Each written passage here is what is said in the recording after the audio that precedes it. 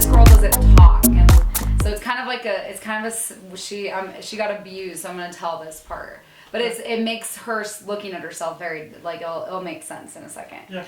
Okay, so Does that help you? yeah, Okay. I'm gonna go. I'll probably start with like saying so every single day we get ready. Everyone gets ready, and you look at yourself in the mirror. And you always pick out your imperfections, or you see, oh, I could lose weight, my hair could look better. But it's just a daily habit. You see yourself, you know what you look like.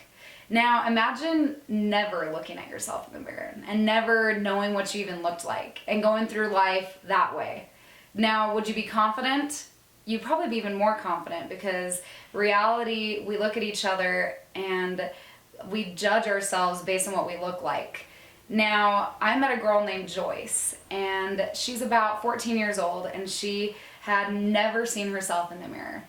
And the interesting backstory about this is that she does not talk. She hasn't spoken since she was 9 years old. And the doctors say that they don't think she ever will speak, because one day her mother came home to find that her husband was sexually abusing her. And in that moment, the mother freaked out and told the father to stop sexually abusing her. But instead, the father decided to sexually abuse the mother and Joyce at the same time. And this continued for years until the mother finally killed the father. And in the country, if you murder someone, you get killed yourself. So because of that, Joyce lost her mother and her father and had never spoken.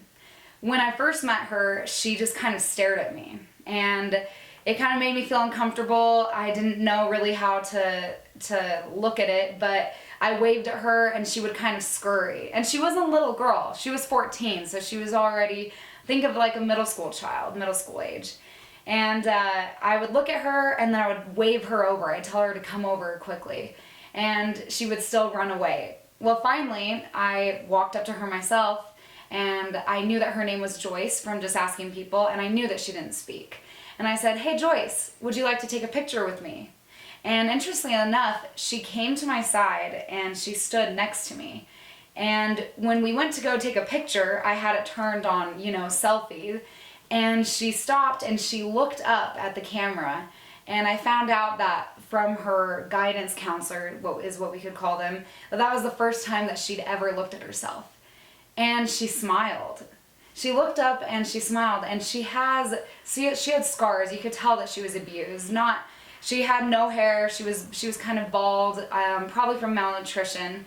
But she looked up and she smiled, and for a minute I thought she was about to speak, and she did. She went to open her mouth, but no words came out. But in that moment, it felt like she was saying for the first time in her life that she actually felt beautiful. And I looked at her and I said to her in Dinka, I said, "Yina Deng." And Yina Deng means you are beautiful. And she looked at me and she just put her hand on her chest. And she said this.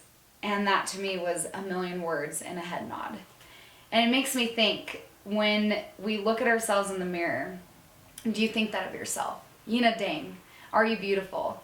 A woman that was every day beaten and sexually abused, for the first time took a look in the mirror and she felt beautiful. And all the scars in her life were erased just from her one reflection. And to me, that was a moment of true happiness.